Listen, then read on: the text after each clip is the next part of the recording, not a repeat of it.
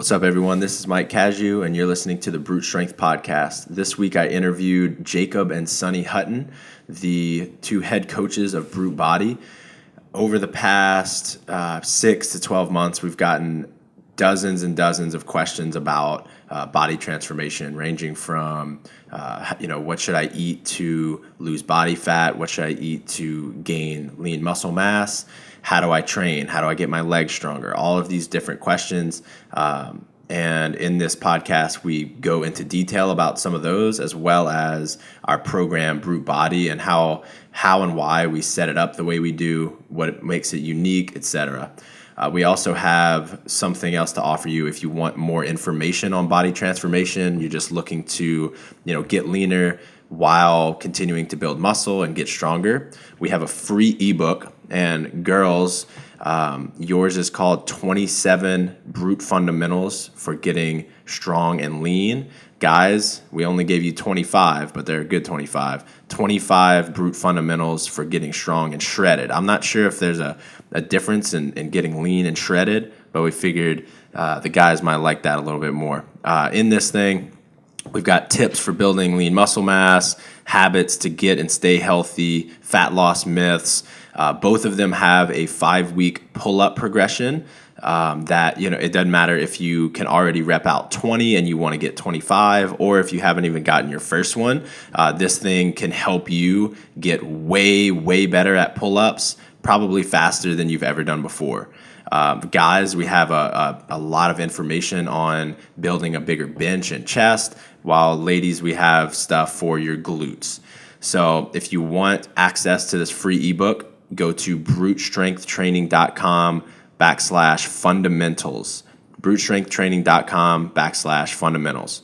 Hope you enjoy the show. All right, Jake and Sunny, we are about 2 months into our first launch of Brute Body, and you and I have had a lot of conversations so far about transformation, biggest misconceptions and myths, and as well as how people make huge transformations. So I want to start here. We posted some before and after pictures of your sister, Sunny, and it was a dramatic transformation, and people just have a super hard time believing it. And so I want to talk about what it takes to make that kind of transformation. And the reason is, this isn't limited to just Anastasia. It is, anytime we post something about Brooke or Miranda or any girl that is super lean, whether or not they started that way or not, people just have a super hard time believing that it's natural and it's legal and people are playing by the rules in these challenges. So I want to clear up some of that stuff and just explain what it takes to really accomplish that kind of thing.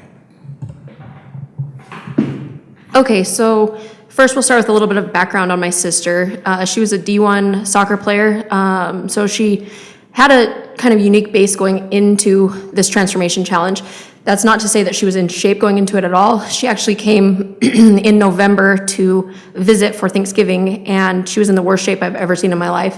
It had been probably 3 years since she was in decent shape at all, and she had pretty much zero muscle mass. And I put her through a workout. She was in awful shape, felt awful, was embarrassed. So she started talking to me about what she can do to make changes. She went home for the month of December and started kind of introducing workouts 3 times a week, light workouts.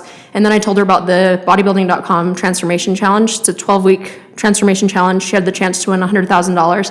So she set that in her sights and kind of used that as her motivation. She took before pictures and then she got started. The reason that the background is kind of important is because she had a knowledge of all of the movements before. She had done strength training before. She had taken herself to a level of training while playing soccer that makes the average person very, very uncomfortable. She knew how to push herself, and so that's kind of her base. So she didn't have to go through that learning period that most people go through. So I think that's kind of the key component of why she was able to make such a dramatic transformation in such a short amount of time.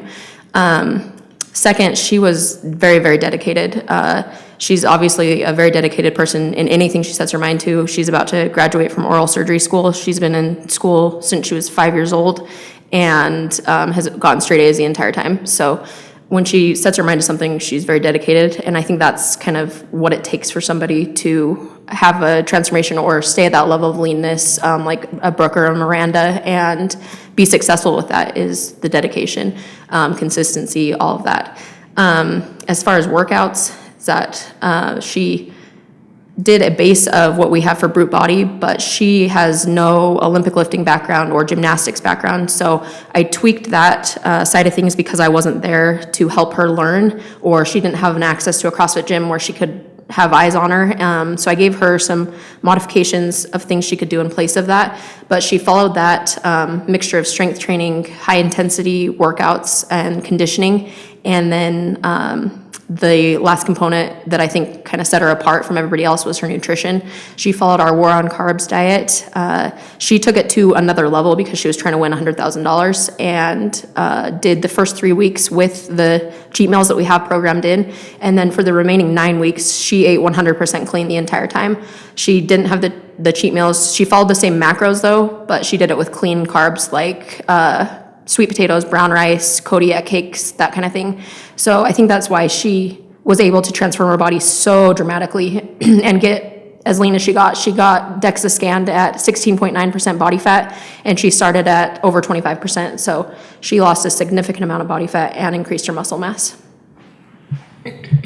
So I think most CrossFitters can relate to, working really, really hard, being really, really dedicated. Why do you think this population still has such a hard time believing these kind of transformations? Like, what are the biggest things that Anastasia did differently that people are making mistakes on?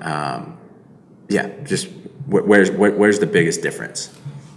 I think that she was completely consistent the whole time. I think a lot of people run into the problem of social events come up and they will go out and drink with their friends, or they will want that piece of birthday cake at a birthday. She said no to all of that. She had events come up and she was bringing her little Tupperware like a bodybuilder would, and a lot of people feel very uncomfortable with that kind of thing.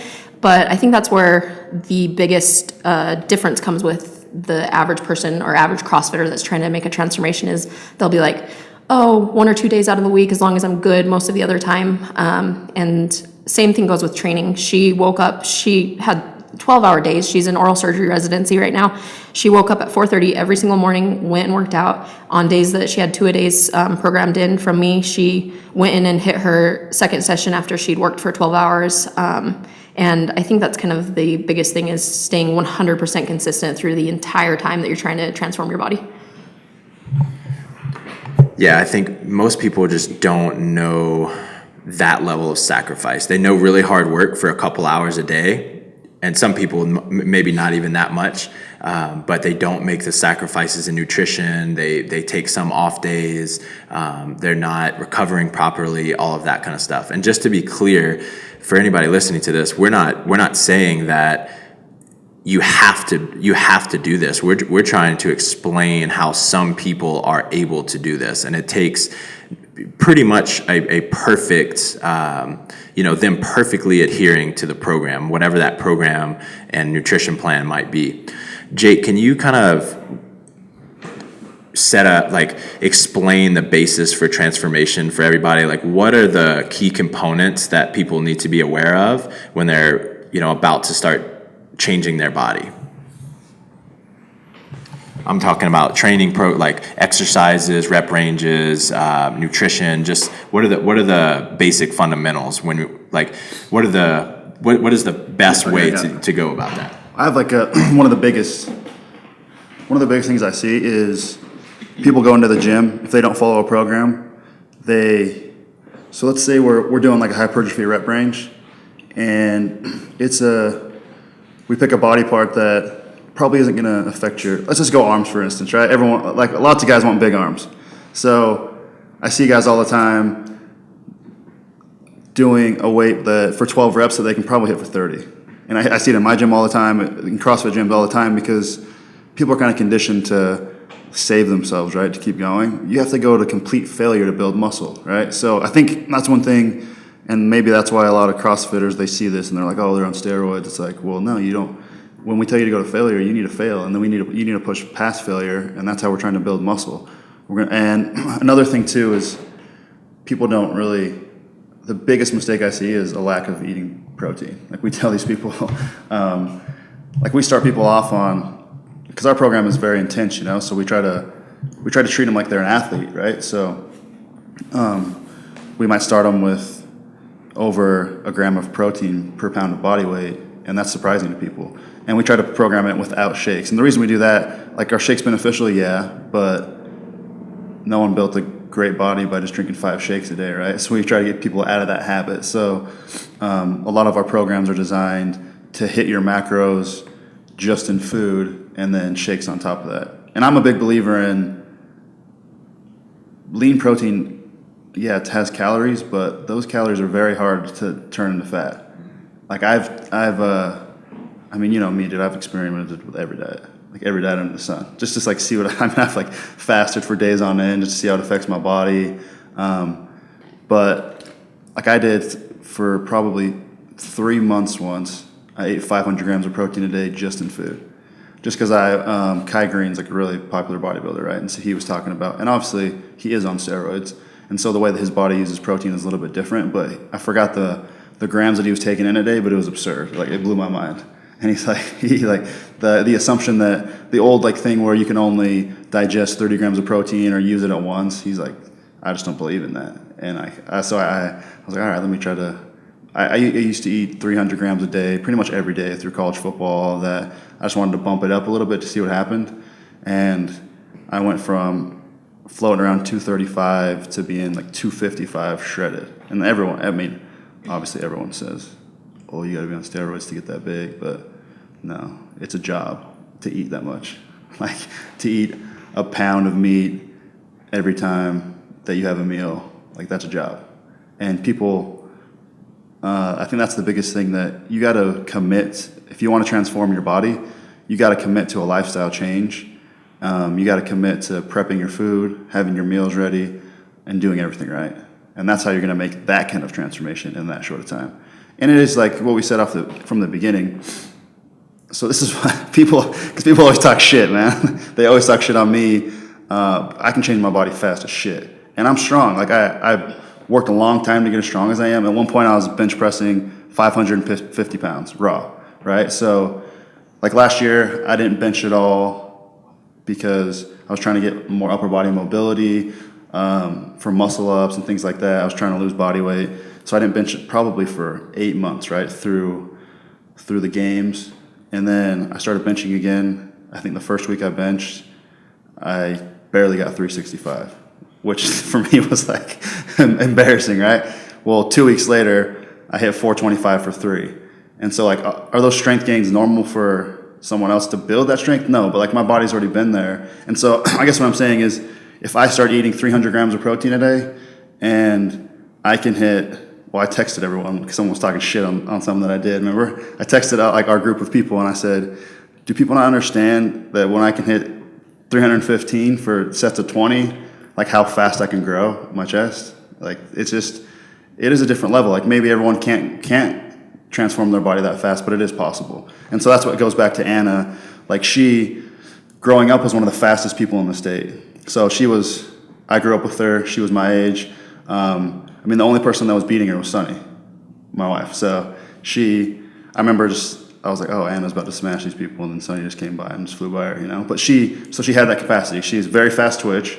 She had an endurance base from soccer, and so she basically just let herself fall off because she was super busy, and then committed back to that, and the places that she can take herself are just different than other people can. And I guess that's if you've never been there before, if you want to transform like that, you have to commit to being able to take yourself to a dark place. Like it's not going to be easy. Like you gotta, every day when you're in the gym, it's going to be a battle, a mental battle. Like I want to quit. And then you just got to keep bursting through that and taking yourself to the next level. And that's how you go from being chubby to being diced up in 3 months. That's just how you got to do it. So obviously, CrossFit in general is like the most effective for the average Joe and for the general population. It's the most effective training program for changing your body that I think the world has ever seen. What is the difference in what we're talking about right now? You mean like the type of training we're doing compared to CrossFit? Well, I think why CrossFit is so successful, I'll start with that, is because of adherence. They come into the community, someone's telling them what to do, and it's easy for them to just keep doing it every day. And they love doing it, right? They get addicted to it. So what we do, Brute Body is CrossFit. We do CrossFit Metcons and stuff like that, but we have a mixture of everything, right? So every day there's some Olympic lifting. Every day there's a powerlifting component. Every day there's accessory bodybuilding work. And it's basically how I would program for a collegiate athlete. It's almost exactly like that, except for I wouldn't have a collegiate athlete necessarily do Metcons. They'd probably do, obviously, some field work, sprints, stuff like that, like more specific to their sport.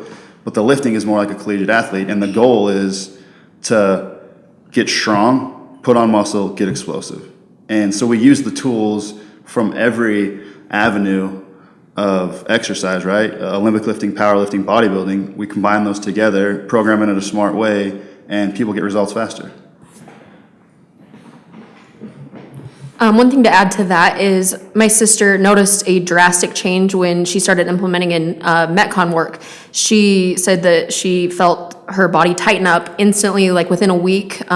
She fell in love with it. It was easy for her to maintain those Metcon style workouts because it mixed it up for her. And I think that that's kind of why this style of training is so effective and beneficial, because it adds variety, but it's also that high intensity work that people can just keep doing and they love it. So it definitely helped my sister out with the 3 months.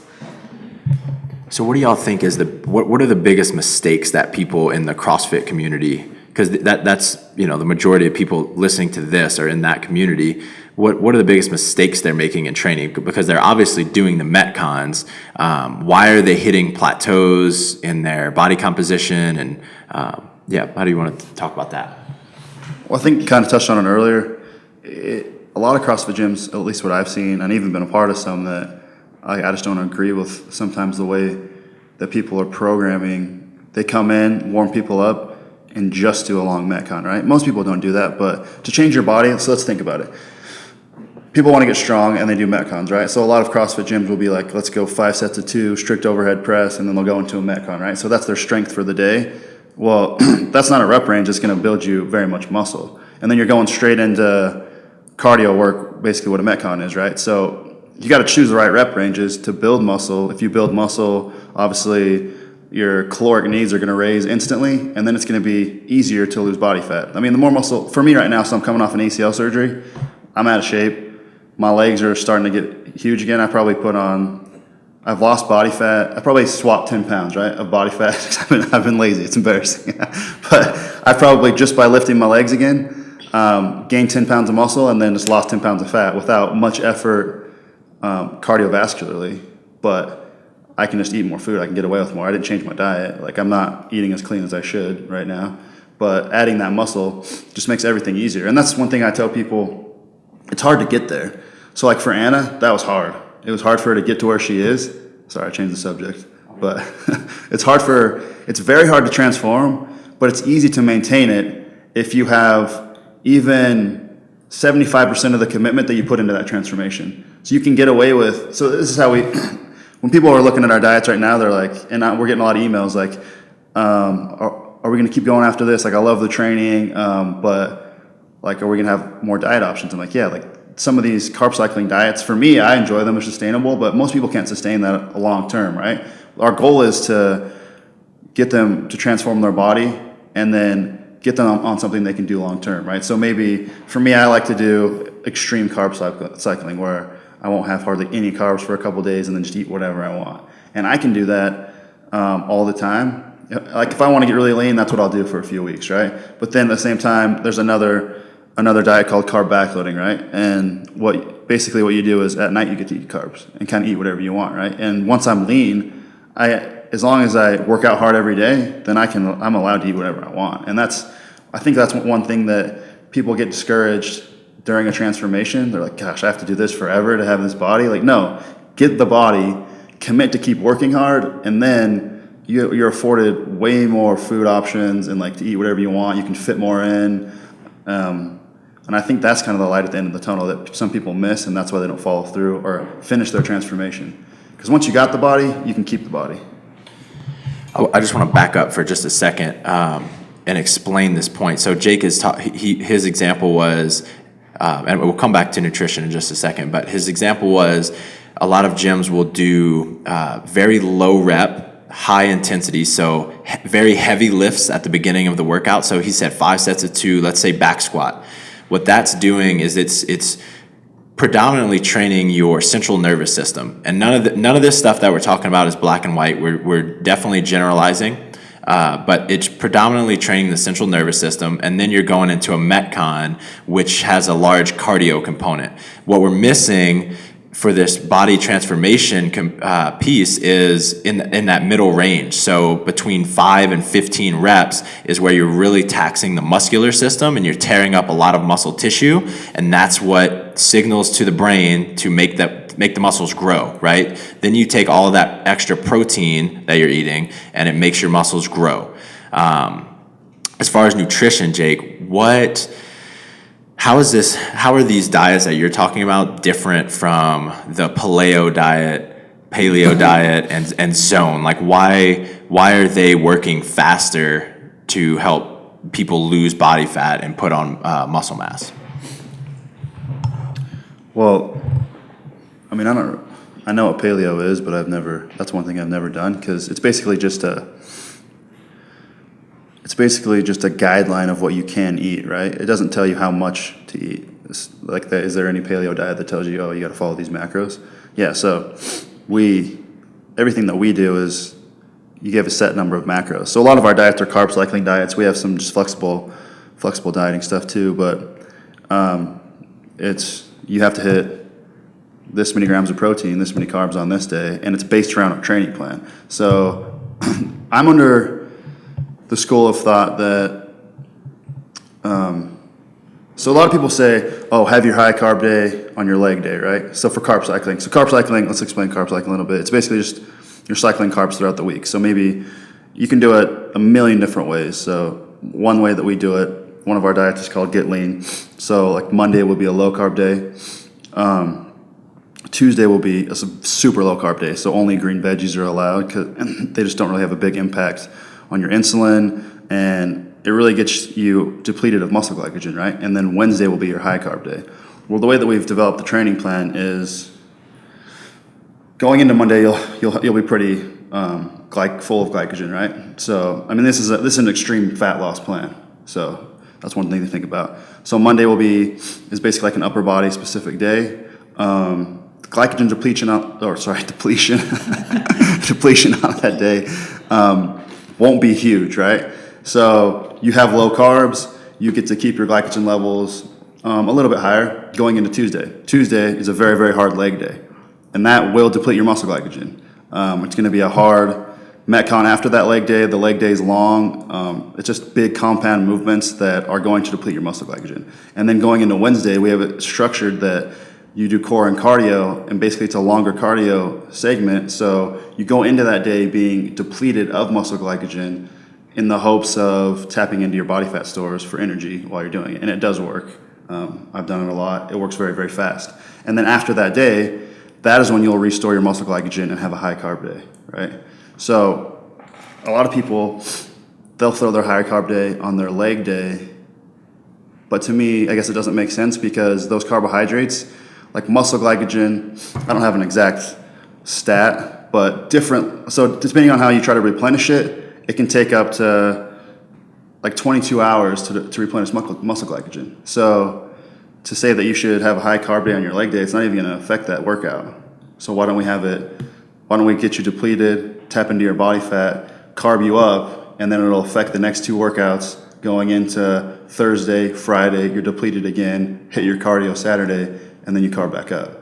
And so all of our diets right now are built around the training plan, and they're built to eat your carbs when you're glycogen depleted. And what that's going to also do, you're depleted of muscle glycogen, so the chances of you eating too many carbohydrates that it will, I use the term spillover, and you're not going to use them to replenish muscle glycogen are a lot lower, right? So you can get away with more because you're so glycogen depleted. Because what's going to happen if you're so say you eat a bunch of carbs and the next day you don't do anything, you eat a bunch more carbs. Well, your muscle glycogen's already replenished, and those carbohydrates got to go somewhere. So if you're not using them for energy, the chances of them turning into body fat are a lot higher. So basically, this whole structure of the program and the diets are built around that thought.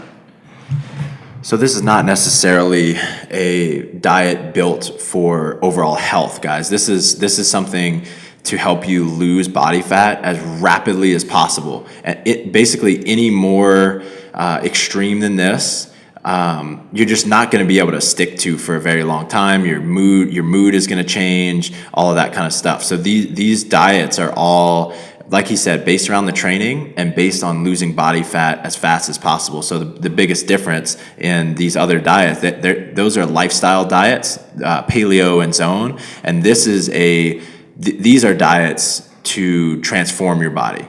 Okay, so we have a different form of training, like higher volume, a lot of stuff that most CrossFitters have never even seen before or done before, and a more extreme diet. In your opinion, guys, who are the kind of... Can I say one thing? Yeah. So there's no reason you can't be paleo on this diet.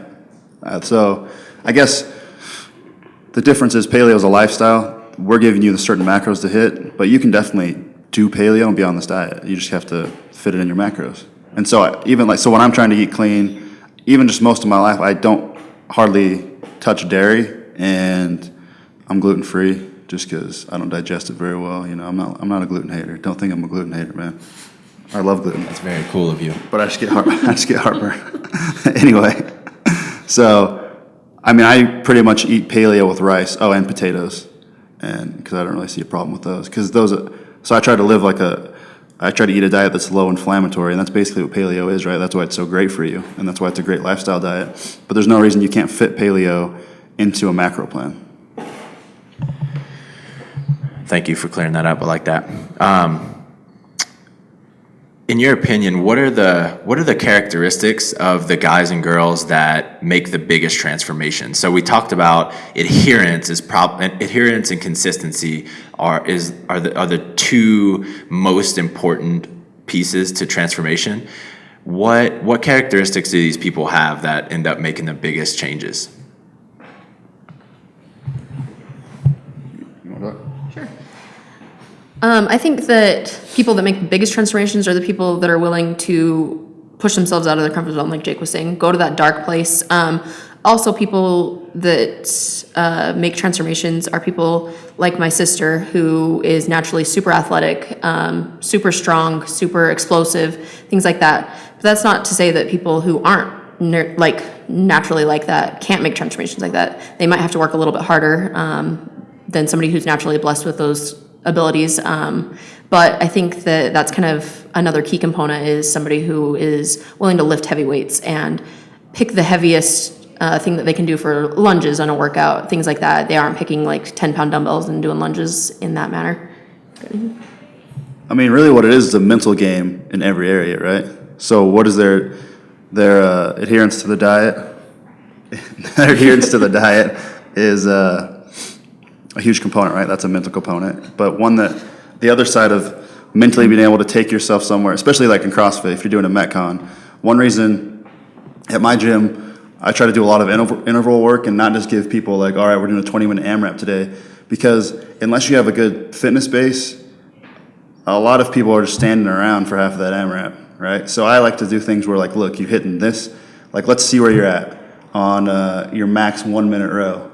And now you got to hit like 80% of that for the next 10 intervals in a minute, right? So the mental game of being able to take yourself somewhere where it's going to change your body is huge in the weight room and while you're lifting weights though, right? So like the same thing going to failure, but mentally being able to do that every day you go into the weight room. Like that's hard to do. Or take yourself to the next level on that heavy set of back squats. Like, are you really taking it as heavy as you can go? Or learning how to max, I guess is what I'm saying. So you do a max out day, like some people I think mentally fail before their body does, right?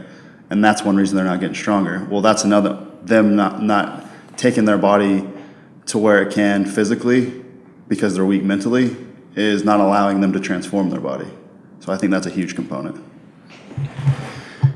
So we'll talk about some ways that we increase consistency and stuff in a little bit, but first, let's talk about some like frequently asked questions, some common questions.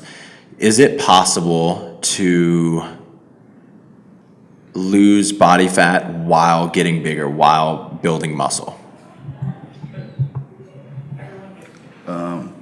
Definitely.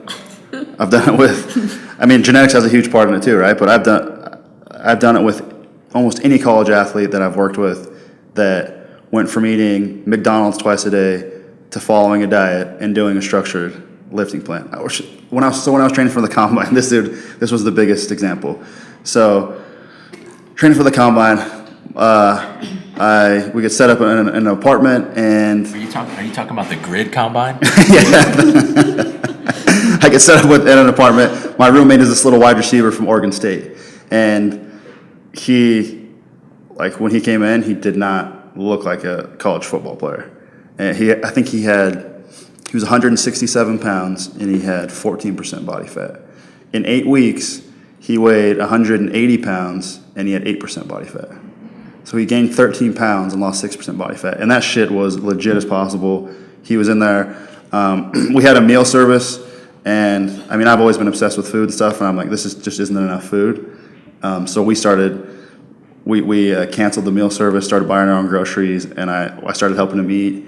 And he just went from basically playing Nintendo and hanging out, eating McDonald's twice a day. That's literally what he would do. He'd just like, oh, dude, I just go get something to eat twice a day, to eating 5 times a day, eating more protein than he had ever eaten. And genetically, he was obviously like a very fortunate guy, right? Like he was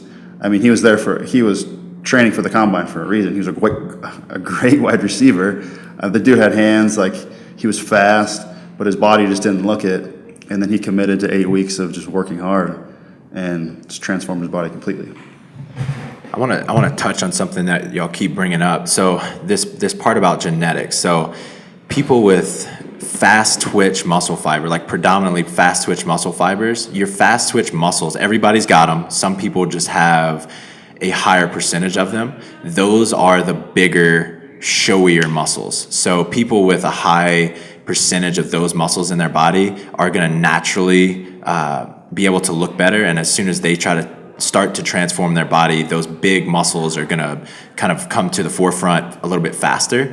But like Sunny was saying earlier, once any human being loses a certain amount of body fat, gets below 12%, you start seeing abs, you start seeing muscle definition all over the place. So people with those genetics just tend to have those gains and see those changes a little bit faster. Sunny, what does the word toning mean, and how does that relate to like people that are afraid of getting bulky and stuff like that? I'm glad you actually said that. I run women's challenges and things like that at my gym. I work with a lot of women, and their main thing that when they come in and say is they want to get toned. I tell them immediately, like, toning is building muscle. So if you are building muscle and not changing your diet, that's when you're going to get bulky. You're going to just get bigger because you're getting muscle, but you're still maintaining that body fat layer that you have. So it really is a combination of strength training and diet that you have to do to get that toned look. And people that are toned, I say that with quotation marks around it, actually have a ton of muscle mass. They just are lower body fat, and it shows up as that like long lean look that most women are after. If you want to take it to the level where you have more muscle mass, and some women do, they want to get that like big buff look. It's just a matter of eating more food, lifting heavier weights. So I think that's kind of my 2 cents on the toning thing. I love that. My next question: what are the most important components of building a better booty? I can answer this one. So it's the, those rotating stairs? Oh, stop. You walk on those, I guess. According to fitness models. I've seen that a lot on Instagram. So that'll just build you a great ass. Shut it. I don't know. What do you got? I definitely think doing heavier weights than most people think. We program in reverse lunge. I think that's been one of the biggest components when I actually am training hard and eating right, that I see the biggest change in my glutes is those reverse lunges. I'm able to go super heavy on them. I think we maxed out one time at the old gym. We had a competition and I was able to hit 245 on a reverse lunge, which is like pretty close to what my back squat max is, just because of flexibility issues and things like that. People doing that exercise and challenging themselves with a weight is the way we want you to do it is loading the hamstring and glute. It's putting all of that weight on there, and we also do it from an elevation. That's been like the number one component, but I think building a booty comes down to doing the exercises, flexibility, lifting heavy weights, and the nutrition component. What about building bigger tits? You'll have to ask Jake about that. So what I try to do is, so Brennan, we FaceTime, and then while we're talking, we just pop our titties at each other. Oh. It works so good. No, I guess I'm like kind of, well, you guys know me as the big chest guy. I don't know, man. I just was obsessed with bench when I was younger. It's kind of pathetic. But to build a bigger chest, hypertrophy work. A lot of people aren't doing it. What is hypertrophy work? So like what you were saying. So, I mean, if we're going to call it a rep range, just go 8 to 12, something like that. But failing in that rep range. So one thing that we do a lot of the time, people are always like, oh, you don't want to go to failure. Yeah, that's true on some things. Definitely big compound movements, going to failure all the time is going to affect your central nervous system, right? Bench press, I don't think it does as much. I can go to failure every day on that and I'm fine. But maybe for some people it does, and we don't program people to failure a lot on bench press. I like to go past failure if we're really trying to gain muscle, but then the accessory work, so dumbbell bench, things like that, dumbbell rows, if you're trying to build muscle, like you can go to complete failure on all that stuff if you're trying to build a bigger upper body without a problem. For your lower body, it's going to be harder because going to failure on a back squat, I mean, throw 315 out, you might be able to hit that 60 Yeah, you just start overtraining at a certain point because that's taxing your central nervous system so much more, right? Yeah, exactly. And it's just, you can push through it, your form can just break down. You just don't want to do that as frequently. And I think that's one thing that, weirdly enough, people do a lot in CrossFit. Like, they get a little max out all the time. And they're wondering why they're not getting any stronger. Like, they never break it back down to the basics, and maybe they're hitting 4 sets of 20 and building a cycle from there, 15, 10, getting strong, and then building it back down, heavy sets of 5, and working 3 months or 6 months to get a new PR instead of just thinking they can go heavy all the time and go into the gym and try to get one. There's only so long that's going to work, so.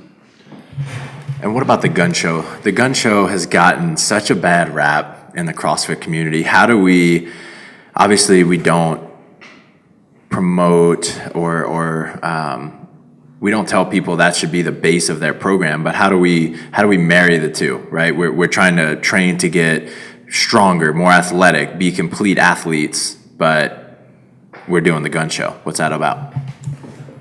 Why would you not want to have big arms? That's just stupid. I don't know. We just added in a little bit. So for brute body, it's in there a little bit.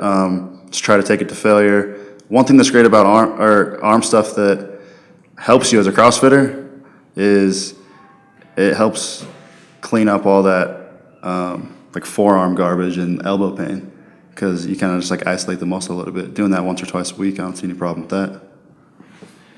So the difference here, like CrossFit in general, is based on functional movements, and we are 100% in agreement with that. These are just added in just as for show, right? This is not the stuff that's gonna transform your body. It's not the stuff that's gonna help you lose a lot of body fat, but it's just something that we add in there. Yeah, go ahead.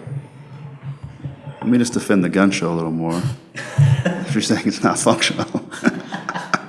So the strongest that I've ever been on bench press, the reason that I was able to burst through plateaus was by going heavy on skull crushers. And that's just the bottom line. My triceps got so strong, I got up to skull crushing 225 for a couple reps. That's pretty functional, man. You can push someone right off your head that weighs 225 pounds in a skull crushing motion. All right, let's wrap it up after this. How is Brute Body different from other transformation programs out there? And tell people what they can expect from Brute Body. I think Brute Body's different because we follow a progression. We've gotten some questions recently from our current members about, we're doing some of the same stuff week 1 through week 4 or something. Not everything's the same. The Metcons are always varied, but the strength is the same. And that goes back to how you would train a college athlete. We go through progressions to build strength, build muscle size, really transform the body. And I think that that's one of the main components that's different. It is a progression, but it's not a cookie cutter program. I've seen programs from like bikini models or things like that where they're transformation programs, and they'll say, go hit the leg press 3 sets of 10, but it doesn't give percentages, anything like that. It doesn't have you max out your leg press and then tell you, you're going to hit 50% of that for 15 reps or something. It just gives you like some machine work and some generalized things, but this is really a tried and true progression system with a ton of different movements added in for the Metcons. Yeah. All right, thanks, guys. So we are about to wrap up our first go round of Brute Body. So everybody be on the lookout for those transformation photos. Go to brutestrengthtraining.com/programs for more info on the program. And then, guys, where can they find you both on social media? Pretty creative handle, Jacob Hutton 1 on Instagram. Mine's even better, Sunny Hutton. Nice. And I'm at Michael Cazayoux, that's CAZAYOUX. Thanks a lot, guys. Thank you. Appreciate it.